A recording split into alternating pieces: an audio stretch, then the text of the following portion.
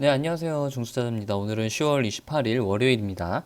자, 오늘 얘기도 이제 5G에 대해서 간단하게 좀 얘기를 해보고 반도체 슈퍼사이클이라는 그런 내용의 기사가 좀 나온 게 있어가지고 이거에 대해서 제가 이제 매매한 종목이랑 그거에 대한 저의 개인적인 얘기들을 좀 남겨보겠습니다.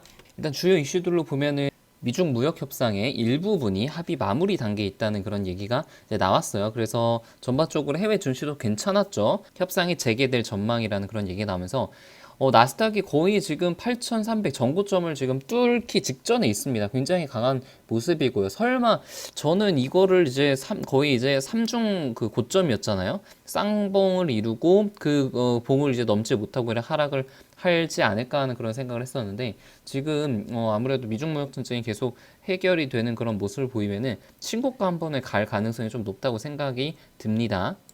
코스피는 나스닥보다는 조금은 약한 모습이었지만 지금 전고점 부근에서 지금 돌파를 계속 시도를 하려는 그런 모습이고 미중 무역 전쟁이 완만히 합의만 진행이 지금처럼만 된다면은 여기서 한번 고점을 좀 테스트를 뚫고 나서 다시 새로운 박스권, 지금은 아무래도 2000 초반에서 2100 정도의 박스권을 이루고 있잖아요.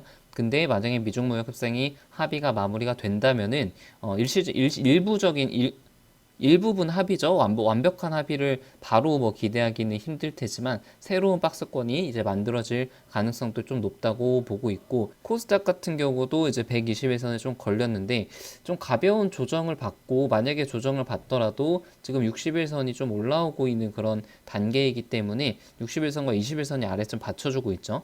그렇기 때문에 지금 하락을 하더라도 좀 저가 매수세가 계속 들어올 가능성이 높은 그런 차트의 모습입니다. 5G 종목들이 오늘 좀 되게 각계 전투하는 그런 모습이었어요. 이 오이솔루션은 상당히 좀 강한 모습이었고 지금 KMW가 금요일날 엄청나게 많이 빠졌는데 오늘은 그냥 좀 보합 정도였고 서진이랑 다산도 거의 변동이 없었죠. 이노알스가 좀 많이 빠졌는데 좀 전반적으로 시장 참여자들이 약간 관망하는 그런 모습을 보이고 있는 것 같아요. 제가 이제 KMW 세 가지 시나리오 영상 어제를 주말에 좀 올렸죠. 일단 추가적으로 하락할 가능성이 좀 높다고 그렇게 생각을 했었는데 왜냐면 매도세가 굉장히 컸고 대량 거래량을 동반을 했기 때문에 다행히 오늘 보합 정도로 끝나면서 좀 하락을 1, 2% 정도 했었던 것 같은데 장중에는 다행히 지금 거의 보합권으로 마무리가 됐고 장중 조정으로 마무리가 됐는데 아직은 뭐 안심할 상황은 아니죠.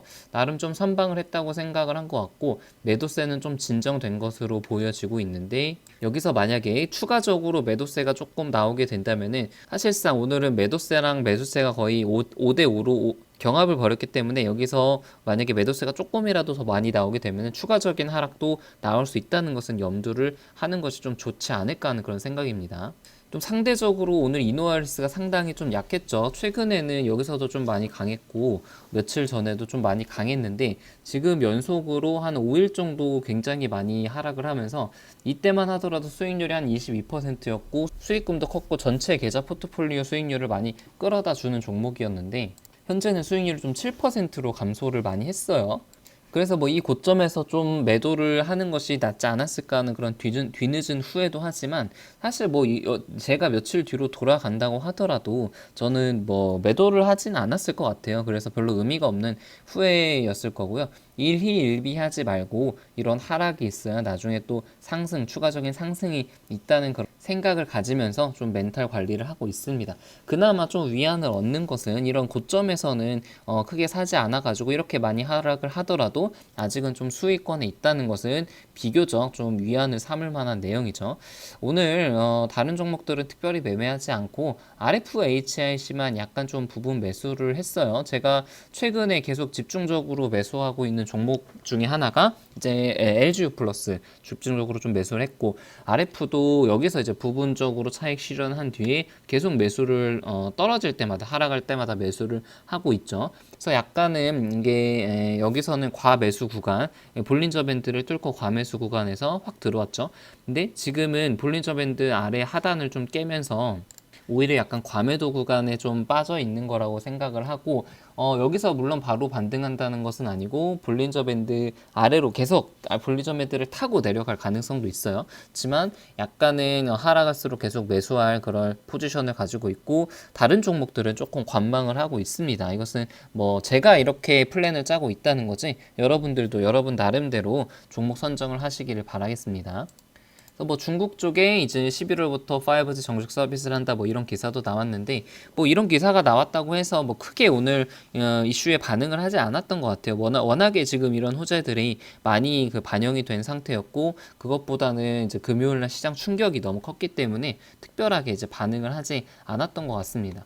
그래서 과거는 미래를 보는 도구라고 이제 얘기를 하면서 일요일날 LTE 사이클과 지금 5G 사이클을 비교를 한 영상 하나 찍었단 말이에요. 그래서 이때는 결론이 LTE 투자한 이후로 최소한 2년 정도는 상승 사이클을 보였기 때문에 지금 본격적으로 오른 지 1년밖에 되지 않았단 말이에요. 그래서 지금 하락을 한다 그래가지고 뭐 5G 종목들이 다 힘을 잃었다거나 아니면은 추가 상승 동력이 일시적으로 단기적인 수급적인 문제 때문에 하락할 가능성은 있지만, 중장기적으로 봤을 때는 아직 상승 사이클이 1년 채 되지 않은 그런 시점에서 아직 5G 사이클이 다 끝났다라고 말하기에는 좀 시기상조다라는 것이 저의 지금 개인적인 생각입니다. 그래서 제가 올린 영상에 여러 가지 댓글들이 많아요. 그래서 그 브루스 리라는 분은 삼성, 아무래도 이제 LTE 때랑 지금 5G랑은 시장 상황이 많이 다르잖아요. 아무래도 삼성이 그때 통신 장비 쪽으로는 뭐 5%밖에 점유율이 되지 않았는데 지금은 거의 한 20%가 넘죠.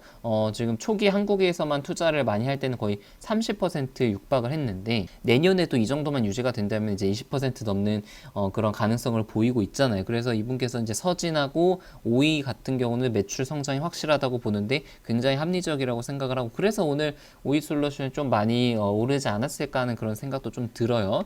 그리고 이분도 이제 LTE 때랑 삼성은 조금 다르다라고 말씀을 해주셨어요. 저도 이분들의 생각에 대해서는 충분히 동의하고, 또 뭐 어떤 분께서는 KMW를 매도해야 될 이유, 제가 이제 매수해야 될 이유 세 가지를 말했는데 이분은 이제 매도해야 될 이유 세 가지에 대해서 말해줬어요. 일단 뭐 45,000원까지 내려간다고 했는데 뭐 왜 내려가는지에 대해서는 뭐 기관이랑 이제 외국인이 순 매도를 했고 개인들이 순 매수를 해서 손바뀜이 일어났다. 지금 안 팔면은 뭐 몇 개월 존버를 하면서 계단식 하라. 그래서 뭐 이분의 말이 맞을 수도 있어요. 뭐 주식 시장에는 항상 그 매수의 의견이 있고 매도의 의견이 있기 때문에 시장의 어떤 변동성이 나타나는 거잖아요. 그런 변동성을 잘 파악을 하고 어떤 기업의 본질적인 가치를 정확하게 파악을 하는 사람들이 수익을 낼 수 있다고 생각을 하기 때문에, 그래서 투자가 어려운 거고, 이렇게 하락을 했을 때 만약에 이 종목이 나중에 정말 오르게 된다면은 이런 공포스러운 그 시장에서 매수를 할 수 있는 용기가 진짜 수익을 가져다 주지 않을까 하는 그런 생각을 좀 해봅니다. 그래서 첫 번째 영상은 여기서 좀 간단하게 마치고요. 두 번째 영상은 반도체 사이클에 대해서 다시 한번 좀 얘기를 해보려고 해요.